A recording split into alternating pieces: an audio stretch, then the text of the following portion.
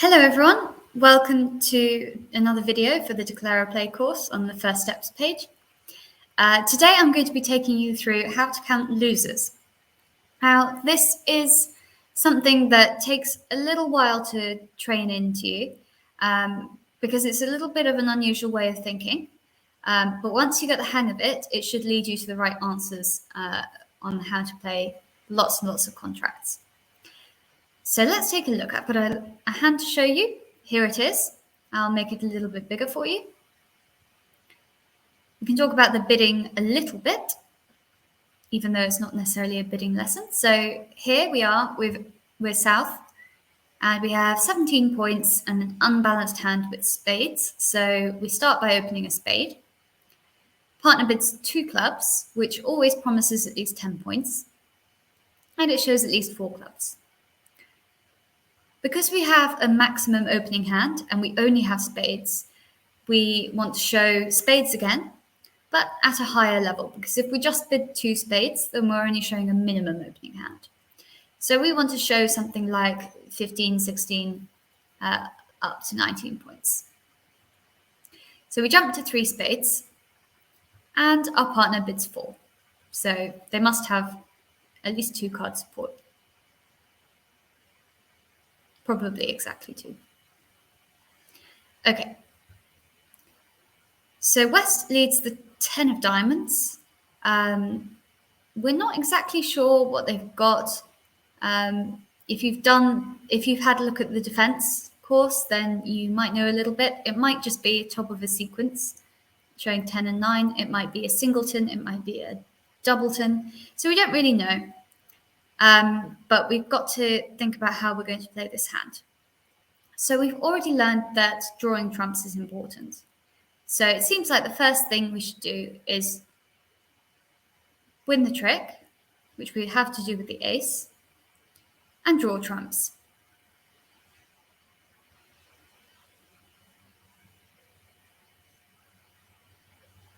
Have you been counting? I hope you have. We started with 8 trumps, and we've seen 4. So there's 1 left. So you can play another round of trumps. And our left-hand opponent wins. We now have to throw something away from the dummy.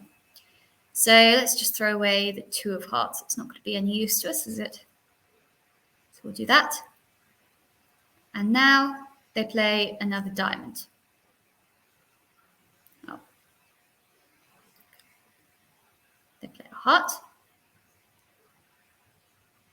which is good because we can win that trick. We can actually win another heart trick. And now we don't really want to play diamonds because then we have to lose a trick. So let's play a club. And because we've got the king in our hand, we don't need to play a high club. We can just play a low club to our king. That's good news. Okay. Now we're feeling a little bit uncomfortable because we're in our hand and we'd quite like to be able to play that ace of clubs, but it's going to be quite difficult to get over there. Maybe the diamond is the way to go. Maybe the jack will win the trick. Oh, it's not looking good. So East wins the trick. They play another diamond. Well, we can't afford to lose any tricks, so we should trump this. I don't know how we're going to get rid of this heart now. We try playing our trumps and hope that the defenders throw away their hearts. That could work. Doesn't look like I have the 13th heart here, but I'll try. No. Well, they both had a heart bigger than mine. Okay, so we went down. Something must have gone wrong. Let's have another go.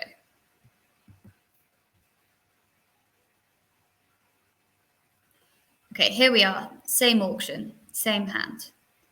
And once again, West leads the 10 of diamonds. So now we need to get into a really good habit. I know we could just play a diamond from the dummy. We don't have to particularly worry about which one it is. Playing the jack's not really going to work because East will almost certainly have a higher one. So if we know we're just going to play a low one, what's the point of thinking on trick one? Well, we have to plan the play of the hand in general. So how do we count losers? The first thing to do is to pick a base hand, which will be the hand with the longer trumps. So between the dummy and the declaring hand, our hand, is the one with the longer trumps. So that's our base hand. And all that means is the length of each suit will control how many tricks it's possible to lose in each suit. So in spades, imagine that the suit is breaking normally, and one opponent has 3 trumps and the other one has 2. If we play the ace, we'll win the trick. If we play the king, we'll win the trick. But there's no way that the opponents are going to willingly throw their queen, jack, and 10 underneath the ace and king. They just won't want to. So in that case, when we play our 9, which is the next highest card, we're going to have to lose a trick in spades.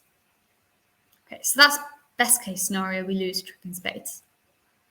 What about the hearts? So again, looking at the base hand, although in this case the suit is the same length in both, we have 3 cards in the base hand. So you thinking about this template, 3, how many tricks are we going to lose if we just play the cards from the highest to the lowest? So we start by playing the ace of hearts. That wins the trick. Then we play the king.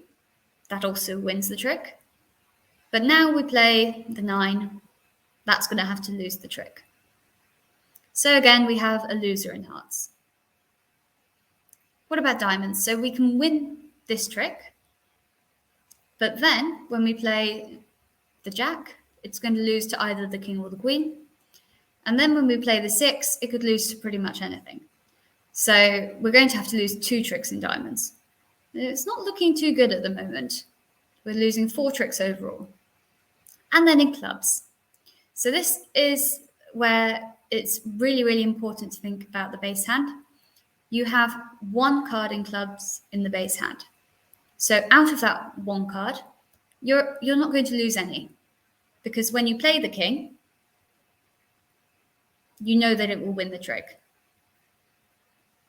Because you've got the ace in the dummy, your king will win the trick. So that's pretty good. We don't have any losers in clubs.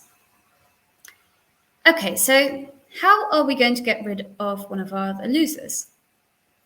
Well, there's nothing in particular we can do about the spades. Trumps, you can't really discard on anything because you'll accidentally end up trumping things with them. What we could do is notice that although we have 1 club in our hand, we actually have 2 club winners. So if we were playing in no trumps, we would say that we have 2 club winners.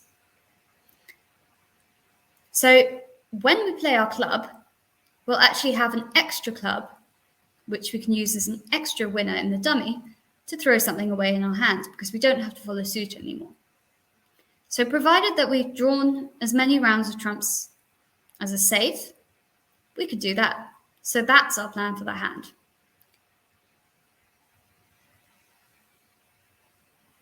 We win the ace of diamonds. Remember to count the trumps. There are 5 out at the moment. 4, 3, 2, 1. But we don't draw the last trump, because if we do, it could just be that whoever has the trump takes the king and the queen of diamonds, and then we still have to lose the heart later. So now we have to work on this club suit. So we take our king, and now we need to find a way to get over to the dummy to that ace. And you guessed it, it's going to be in hearts because we've got that ace of hearts over there. So we play a heart up to the ace. Now we can play our ace of clubs. And we don't have to trump it because we're already winning the trick. So we can just throw away our diamond loser. Or one of our diamond losers. So remember, every time something interesting happens or you complete a task, you should recount how many losers you have just to check you're going in the right direction. So we haven't lost any tricks so far. We have one loser still in spades. We have one loser still in hearts. And we have one loser in diamonds. But that's okay, because we can lose 3 tricks and still make our contract. So we should be making our contract now. Anything else is a bonus. Say, for example, we play our jack of clubs. It's probably not going to win the trick. But if East happens to have the queen, then it is going to win the trick. And they wouldn't give away to us whether they've got the queen or not necessarily. So we may as well try throwing away a diamond. We're going to lose the diamond anyway, so even if they win the trick, it doesn't matter. Okay, they did win the trick. Now they play a diamond. We can trump it. And now we take our heart winner. And we just have to lose a heart. Now we just have trumps left. Follow suit. And we can just take the last 2. Great. So this time we only lost 3 tricks. Let's have a look at the whole layout. It's a little bit easier to see. So it wasn't safe for us to draw all 3 rounds of trumps because the opponent's 3rd trump was higher than ours. See, they had the queen and the jack here. So they were always going to win that trick. And it could be that they could just take enough winners to defeat us straight away if we do that. So we don't want to take that risk. We have to get rid of the loser first. So we took our king to move it out of the way. We went over to the dummy. And we played the ace to throw away a loser.